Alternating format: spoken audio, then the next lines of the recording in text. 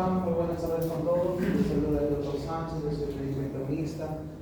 Bueno, me van a ver probablemente los que no tengan ¿no? También soy médico internista en el servicio de emergencia del área de salud en el Hospital de Asunción.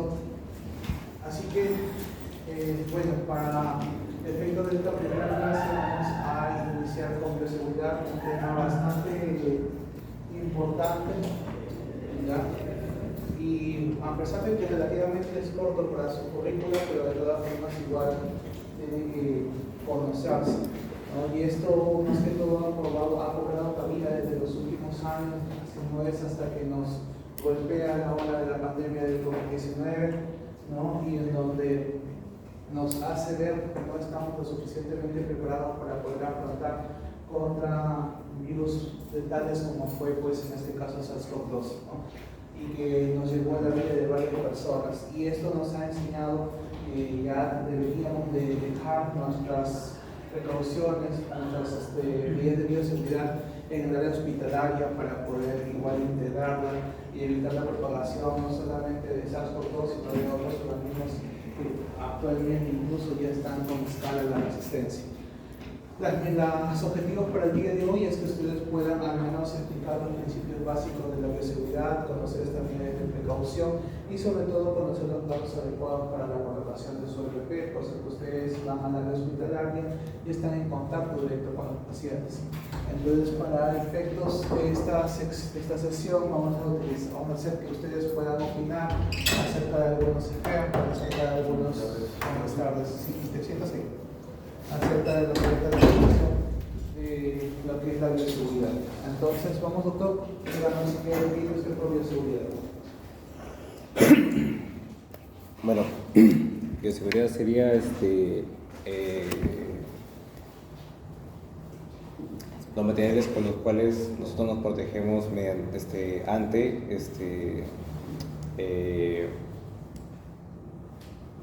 por ejemplo, infecciones o agentes externos biológicos. Agentes externos biológicos. Y los ejemplos con los cuales nosotros nos protegeríamos sería, por ejemplo, los equipos de protección personal. Ya, muy bien. Entonces el doctor nos comenta de que nos vamos a proteger de los organismos vitales, que pueden estar en la ciudad como equipos de personal de PP. Listo. ¿Qué opina usted, doctora, por bioseguridad? Línea acá. Normas y medidas que se usan para prevenir y reducir los riesgos que pueden haber. Ya. Ok, listo. Muy bien. ¿Y qué medidas usted está leyendo? Solamente de bebé. Muy bien, el principal sobre todo, ¿no? Muy bien, el lavado de manos. Díganos, doctor, ¿qué tiene por bioseguridad? Medidas preventivas en medios físicos y biológicos en los cuales están resguardar nuestra vida de agentes que puedan pegar. Ya, ¿un ejemplo? Distanciamiento social, lavado de manos, PP, Ya, ya, bueno, entonces vamos a empezar diciendo que la bioseguridad es la actitud, las normas, medidas, ¿no? Que van a modular nuestra conducta, ¿no? Y que prácticamente están destinadas a poder prevenir la exposición, la transmisión de agentes que son potencialmente infecciosos y transmisibles, y que no solamente va a ser para el personal de salud, sino incluso para el paciente mismo y para su entorno, ya sea en el área hospitalaria, en el área de laboratorio o en aquellos donde se manejan los biológicos. ¿Ya? Entonces, ¿cuáles son los principios básicos de esta bioseguridad? Se van a fijar en 3 pilares exactamente, donde el primero de ellos es la universalidad, las barreras de protección y las medidas de eliminación. Las barreras de universalidad tienen que coberturar para todos, ¿ya? Es básicamente decir que todo paciente o toda secreción o todo líquido corporal es potencialmente infectante, ¿ya? Y vamos a poner algunos ejemplos. ¿Ya? Supongamos que yo les...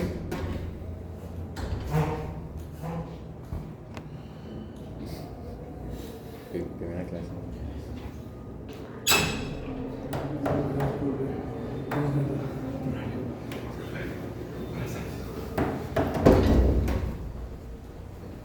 Voy a hacer lo mismo que van aquí. Aquí lo tengo que hacer. Listo, entonces vamos a poner algunos ejemplos de lo que define a la universalidad. Ya, y uno de ellos, justo lo que ha pasado durante estos días, aunque yo que trabajo en servicios de hospitalización, les digo a sus compañeros, bien, vamos a ver a un paciente y vamos a hacerle su historia clínica, ¿no? Ellos muy animados, muy animosos, se van a entrevistar al paciente. Obviamente que ustedes no son niños pequeñitos para estar diciendo de poner tu mascarilla, ya saben que tienen que utilizar su mascarilla en la medicina.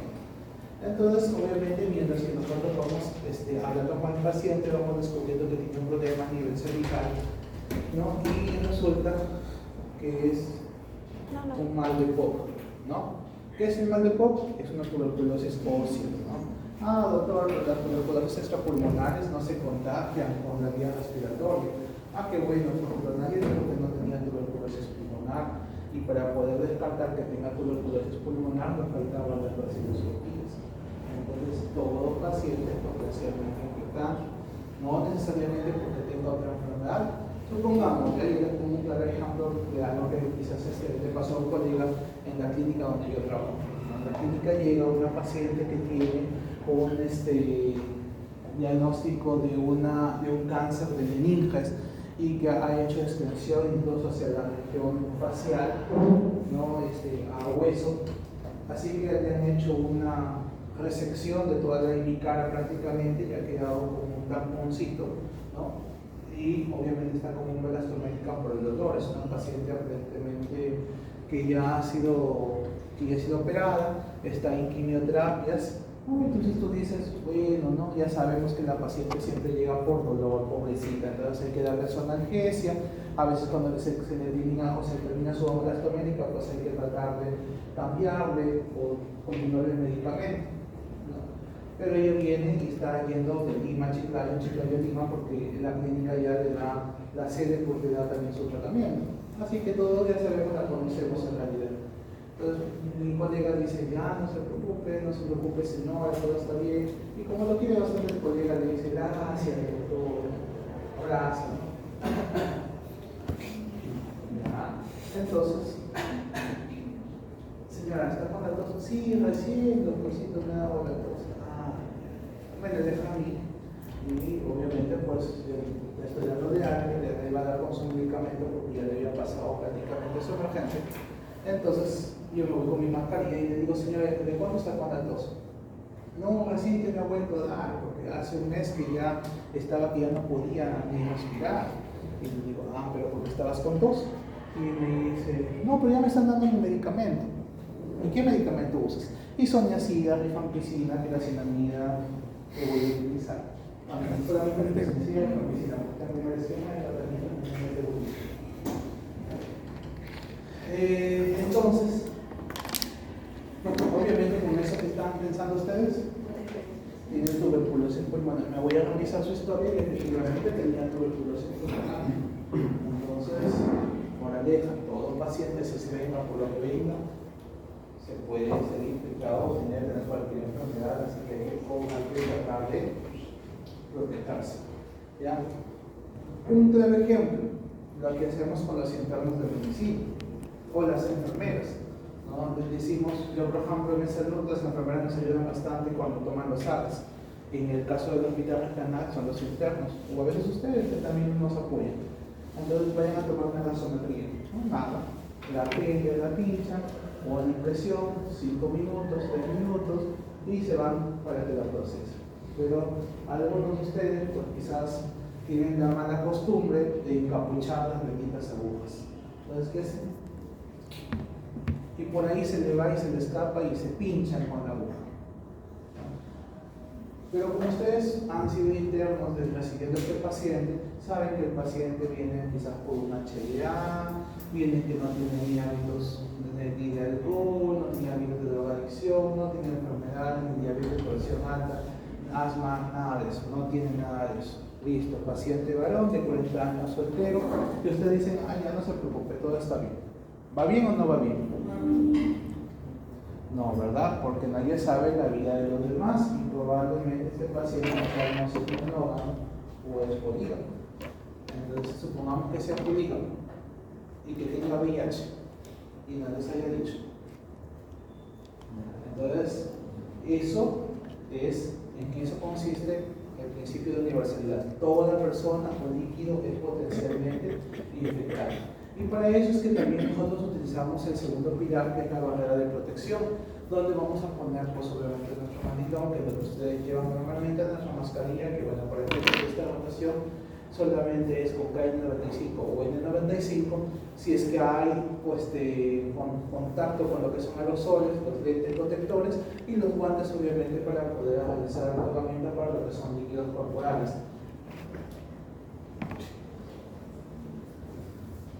¿En serio?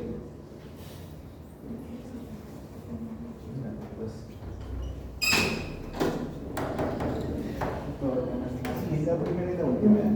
Avísenle a sus compañeros que no me van a conocer un molestor. Y lo segundo es la tercera eliminación, que también forma parte del pilar de los que es la bioseguridad, y pues donde tenemos que también verificar los contenedores en los que estamos eliminando, ¿no? Lo que son el rojo, el verde y el blanco, en su defecto el amarillo, llámese para desechos biológicos, en este caso lo que es sangre, ¿cuál utilizamos? El rojo, ¿verdad? El rojo. Luego vamos a hablar de las medidas, si bien es cierto, de precaución, pero que van a estar en relación a lo que son las vías también de transmisión. Por ejemplo, si es que yo tengo un agente que se transmite por vía respiratoria, como el Helicobacter, por ejemplo, o como, no sé, o como SARS-CoV-2, pues obviamente nuestra mascarilla KN95 va a estar a la cabeza. Si es que es térmico o intradérmico, las medidas que nosotros conocemos, pues de evitar algunos procedimientos que puedan poner en riesgo la integridad de la piel. Y las mucosas, ¿no? También, o en su defecto, la parte digestiva. Entonces, supongamos yo que por ahí les digo, vayan a ver un paciente y este paciente dice, por favor, hijita, ayúdame a pararme, ¿no? Y ustedes están ayudándole a pararse, y si van a buscar al paciente o van a tener contacto con él, imagínense que ustedes vayan y que el paciente empiece a hacer HDA. HDA me refiero a hemorragia digestiva alta, que está generalmente asociado a melenas. Obviamente son las heces dientes y la sangre molida que se hace negra. Entonces, y que por ahí ustedes se manchan su manilón, se manchan las manos. Ha pasado, por eso les digo que tienen que hacer, tener su EPP completo y obviamente sus guantes. ¿Por qué? Porque también hay que tener cuidado con cualquier tipo de paciente. Pero lo más importante, y sobre todo porque ustedes están con todas las ganas de aprender, y van, y el doctor está, y el doctor Chava, le dicen, le van a ver el paciente, le van a hacer su historia clínica, lo comentamos, y luego vamos al otro paciente. Entonces ustedes se van de Juanito, Pedrito, de Pedrito a Lucía, de Lucía a María. Y yo los veo que tantas veces van haciendo sus historias con tanto cariño, y yo digo, ¿y en qué momento se lavaron las manos?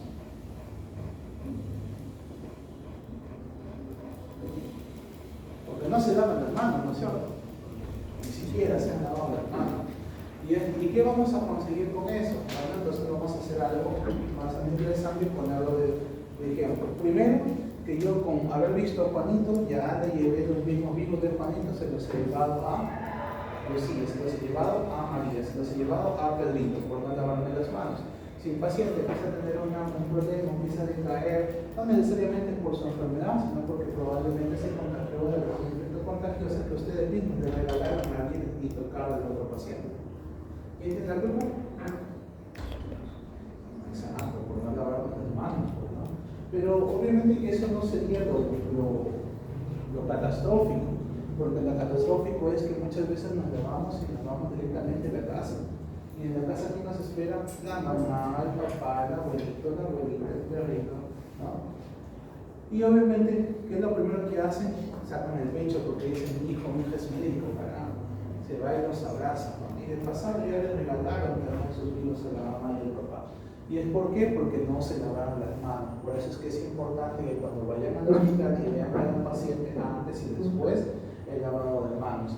¿Cuántos momentos tiene el lavado de manos según la Organización Mundial de la Salud? Pregunta de examen.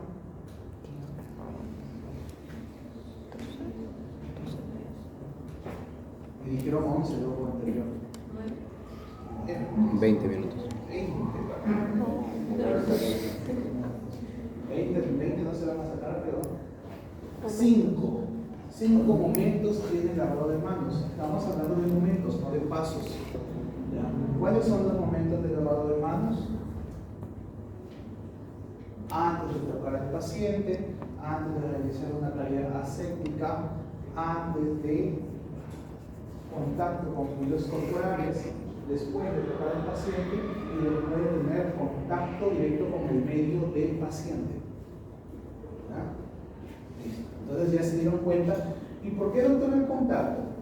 Porque muchas veces, por ejemplo, supongamos que la enfermera, una enfermera X, yo le digo, por favor hay que tomar las funciones vitales al paciente Y. Y la enfermera se va a ver al paciente Y dice, solamente le voy a tomar la presión. Toma la presión, se va y a la semana está así.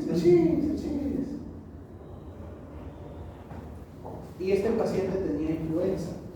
La influenza no solamente se contagia por la vía respiratoria, la influenza también se contagia por contacto, ¿no? Por superficies. Entonces tienen que lavarse las manos. Listo, ahora sí los pasos según la Organización Mundial de la Salud. Obviamente no lo son, solamente es una imagen nada más, digamos que enviada al calor, pero sabemos que sí son 11 pasos, ¿no? Los 11 pasos reglamentarios, y que ustedes lo van a practicar, ¿no? Entre los dedos, palmas, luego 2, 3, seguimos, 4, 5, ¿no? 6, 7, 8, 9, 10, 11. ¿Qué es lo que terminamos después? Agua. No vamos a estar corriendo, ¿no? Como cualquier cosa, simplemente cogemos las 2 toallitas, secamos, cerramos la llave y eliminamos. Entonces, los niveles de precaución, como ustedes se habrán dado cuenta, hablábamos de las precauciones estándares, dentro de las cuales está la higiene de manos, los mecanismos de protección y el manejo de residuos, que ya lo vemos en ese momento. Y las precauciones basadas en transmisión, que son las de contacto, las de gotitas o microgotas y las de transmisión por aire. Pero todos, exactamente todas las basadas en transmisión van a requerir el lavado de manos.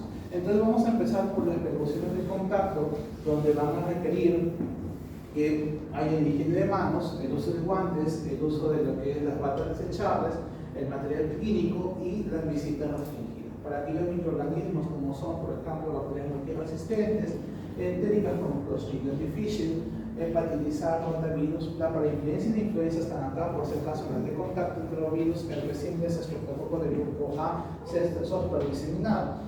Y por las gotas, que son aquellas que contienen o tienen un tamaño de más de 5 micras, son aquellas que se van a contagiar a través de la tos, el estornudo, el habla y que pueden tener contacto con lo que es la mucosa conjuntival, nasal o la boca. Microorganismos como son el virus de la influenza, el virus de la meningitis, parvovirus B19, bordetela, faringitis, estreptocócica y fiebre escarlatina.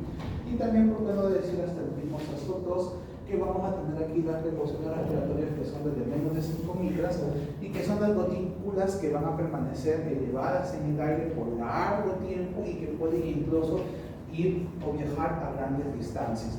Entonces también, aparte del SARS, estamos a lo que es la varicela zoster, sarampión y sobre todo Mycobacterium tuberculosis. ¿Ya? Muchos de ustedes se van a la hospital y dicen, pero ya me pregunté, ya COVID, ya sería como nosotros, ya COVID tiene todo el mundo, ya COVID a cada rato da, ya como rinovirus, influenza, etc. Pero seguimos viendo casos de influenza que matan, seguimos viendo casos de COVID que se complican. Pero lo más, o lo peor aún, y es lo que no podemos acabar hasta ahora todavía, con el temible Mycobacterium tuberculosis. ¿Ya? Así que hay que tener cuidado. Para las precauciones de COVID-19, todas las utilizamos en algún momento, todas. Y si se dan cuenta qué cosa es el pilar o en qué recaen las 3 precauciones, en el lavado de manos. No se olviden porque el doctor Villegas siempre pone ahí como una frase un poco ahí media complicadita, pero al final es algo simple. ¿Ya? Y finalmente el uso correcto del EPP. Vamos a ver que para ustedes es aún más fácil incluso utilizar un EPP actualmente, puesto que no les piden que utilicen los overoles, ¿no? Con el advenimiento del COVID-19, nosotros utilizábamos overoles blancos, de plástico, y que si estábamos gorditos, que nos hacía bajar la mala. Y encima todavía hacíamos turnos de 24 horas. Imagínense, para las chicas tan traumático haber sido que incluso utilizaban pañales para no poder cambiarse de EPP. Y justo les estaba comentando una experiencia personal a los chicos anteriormente, que cuando por ejemplo vino el COVID-19 acá a Chiclayo, ¿no? Que me hicieron venir todavía el 15 de marzo del 2020, me dijeron, estás aquí el día 16 de marzo trabajando nuevamente. Entonces regresé y el día 16 nos dijeron, tomen sus overoles, tomen su EPP y que ese overol le dure una semana. Así íbamos, nos cambiamos y teníamos que volver a poner el EPP que habíamos utilizado. Tan mal estábamos con respecto a las medidas de bioseguridad que incluso no había los materiales en los hospitales que empezaron a comprar en ese momento. Y entonces ahora yo les digo, ahora que ustedes tienen la facilidad de poder tener los EPPs, al menos siempre precavidos, pues obviamente tienen que protegerse, ¿no? Y otra experiencia que les comentaba era que al mismo tiempo yo utilizaba esos mandilones descartables, entonces eran bastantes en el hospital, ¿no? Y me acuerdo que mi primera guardia día fue el día 16 de marzo del 2020 y el día 17 fue mi guardia nocturna porque hacíamos mañana, noche o a veces 24, dependiendo de cómo era nuestro hora. Así que el día 17 se acerca una paciente NN, en ese momento todos estaban en emergencia sanitaria, se acuerdan que dijeron que puede salir de su casa. Pero esa mujer la encontraron simplemente en la calle, por ahí, tosiendo. Era una paciente que tenía problemas psiquiátricos y pues le dijeron, bueno, respiratoria, no se va a las Mercedes, se va a regional. Así que la llevaron a la civil y le decían, ¿qué pasa? Y me dijeron, pero tenemos que ir a cenar, antes de que pases, porque justo estaba en el cambio de turno. Y yo le digo, bueno, ya voy a cenar, primero voy a cenar, no, pero está el paciente, ya, entonces primero volver al paciente. Pero ponerme el EPP otra vez, irme hasta allá, mejor me pongo mi KM 95 y la recibo. Y para mi mala suerte, sobre todo que recibí el primer paciente con COVID-19 fue yo. Ella resultó ser COVID positivo, ¿no? Entonces, aunque parezca gracioso, ¿no? Fue una de las medidas que quizás les cuento para que ustedes no la tomen, ¿no? Para que tengan cuidado, porque a veces por confiados nos pasa. Yo no me contagié, gracias a Dios, en ese momento, aunque sí me dio, pero fue en la cuarta hora. Pero a lo que iba es que felizmente este paciente no tuvo tanto contacto, ¿no? Conmigo, porque yo sí utilicé mi N95. Pero en ese momento todos estaban tan asustados que decían que hasta que, porque te tocaba un paciente que te iba a dar, ¿no? Que nos poníamos doble guante, nos poníamos el EPP, nos poníamos el mandilón, utilizábamos para extrabar los filtros, los mascarillas sobre los filtros, los lentes, el protector facial, era una cosa de loco. O sea, imagínate la molestia que era intubar a un paciente en ese momento.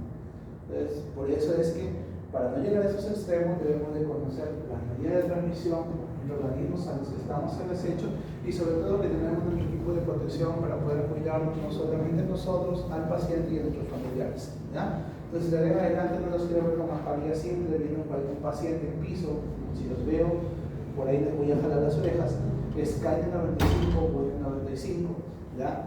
Si el que va a utilizar su mandilón, no se vayan como Superman en la calle, por favor, ¿ya? Porque los veo que están ahí, todo parece que estuviesen exhibiéndose. El mandilón es para el hospital, no es para la calle, chicos, ¿ya?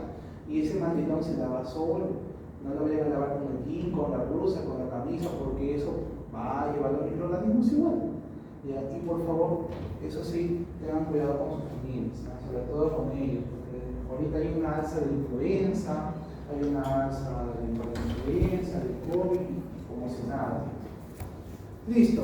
Ahora, entonces, ¿cuándo utilizamos nuestra mascarilla siempre? Nos quedó entonces que son para personas que tienen síntomas respiratorios.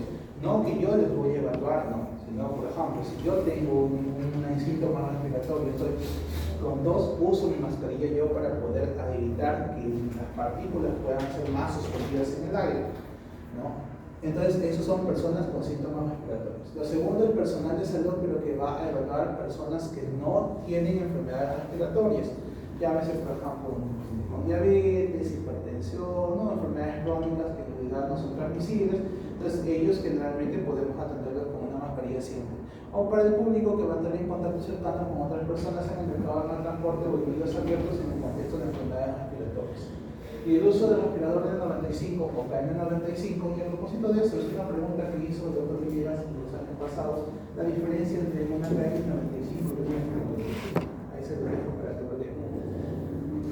¿En dónde utilizamos estas mascarillas o este respirador de 95? En personas que asisten a los pacientes con COVID-19.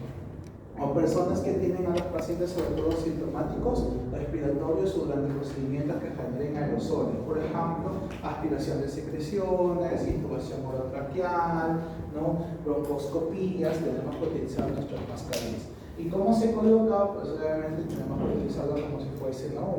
un arquito, le colocamos sobre la boca, toda la boca y la nariz, haciendo que el clic vaya exactamente sobre la nariz.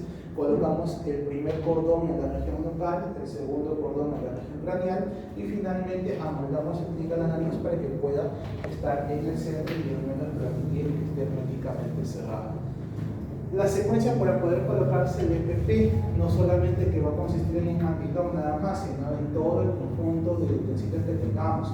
Generalmente está basado en el mantilón, la mascarilla, el protector facial y los guantes. Entonces, lo primero que tenemos que tener cuidado o que tenemos que ponernos es el mantilón. Lo segundo, la mascarilla. Lo tercero, el protector ocular o facial. Y finalmente, calzarse los guantes. Y para poder quitarnos, acá hay un error también. Lo primero que nos quitamos son los guantes. Lo segundo que nos quitamos es el protector facial, el mantilón y finalmente la mascarilla. La mascarilla es lo último que debe de quitarse, ¿ya?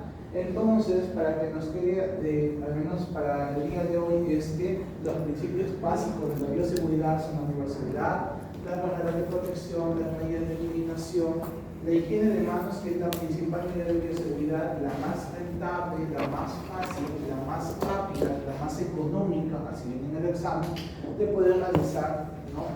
O como medida principal de bioseguridad. Que las medidas de precaución, ya sean por gotículas, por contacto o aerosoles, van a requerir una estrategia de bioseguridad y ya las vimos, y que obviamente el EPP es fundamental y que tiene los pasos tanto para la colocación como para su retiro, ¿ya? Ahora vamos a apuntar todos los 3 casos clínicos y los vamos a resolver por los voluntarios o en su defecto pueden ustedes esperar a lograrse.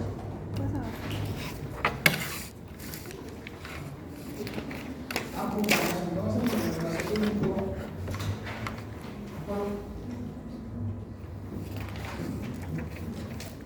Durante una emergencia,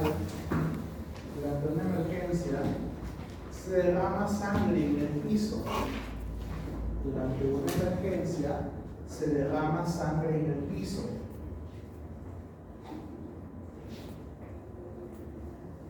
Un estudiante de la CIPAN limpia con papel toalla y guantes simples. Un estudiante limpia con papel toalla y guantes simples, sin usar protección ocular ni desinfectante. Durante una emergencia se derrama sangre en el piso. Un estudiante limpia con papel toalla y guantes simples, sin usar protección ocular ni desinfectante. Pregunta: ¿qué error se cometió y cómo debe hacerse la limpieza? ¿Lo vuelvo a repetir? Durante una emergencia se derrama sangre en el piso. Un estudiante limpia con papel toalla y guantes simples, las manoplas, bueno, sin usar protección ocular ni desinfectante. ¿Qué error se cometió y cómo debe hacerse la limpieza?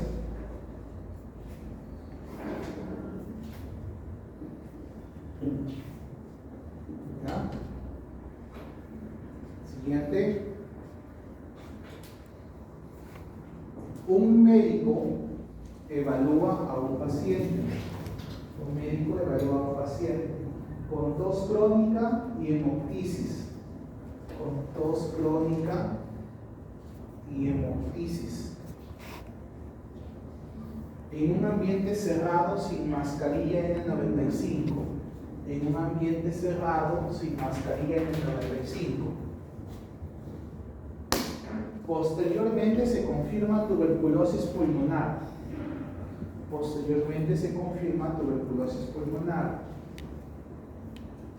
Primera pregunta: ¿qué medidas de bioseguridad se omitieron? ¿Qué medidas de bioseguridad se omitieron? ¿Y qué riesgo corrió el personal? ¿Qué medidas de bioseguridad se omitieron? ¿Y qué riesgo corrió el personal? Y el último,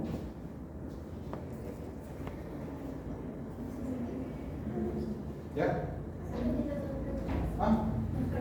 La pregunta: ¿qué medidas de bioseguridad se omitieron y qué riesgo corrió el personal?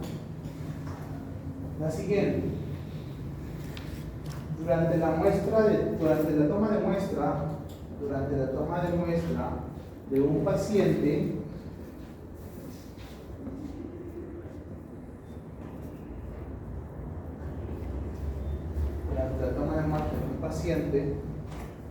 con diagnóstico presuntivo de hepatitis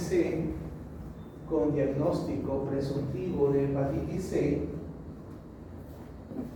la enfermera,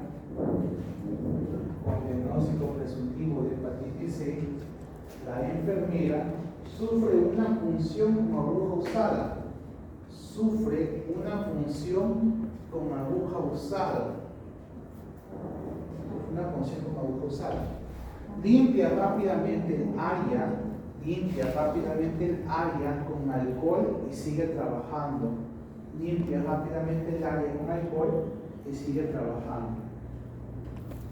¿Cuál es el error y qué debió hacer? ¿Listo? Pueden consultarlo con su compañero del costado.